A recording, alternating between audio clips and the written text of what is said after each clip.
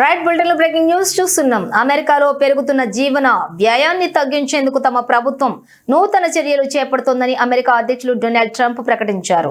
గృహ ఆరోగ్య సంరక్షణ వినియోగదారుల ఖర్చులను తగ్గించడమే లక్ష్యంగా పలు కీలక ప్రతిపాదనలను ఆయన ఆవిష్కరించారు. తగ్గుతున్న ఇంధన ధరల ప్రభావంతో పాటుగా మార్టిగేజ్లు, క్రెడిట్ కార్డులు, ఔషధాల ధరల విషయంలో కూడా ప్రతిపాదిత మార్పులను ఆయన ప్రముఖంగా ప్రస్తావించారు.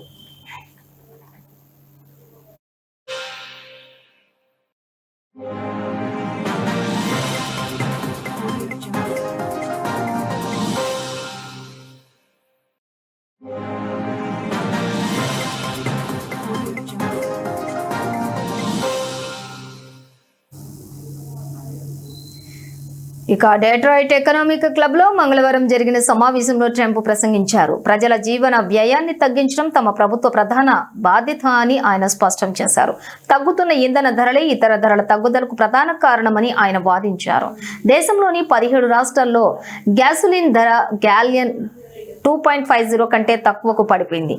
చాలా చోట్ల ఇది లోపే ఉంది. అయితే గ్యాసోలిన్ ధరలు తగ్గినప్పుడుగా అన్ని వస్తువుల ధరలు తగ్గుతాయని ఆయన వివరించారు.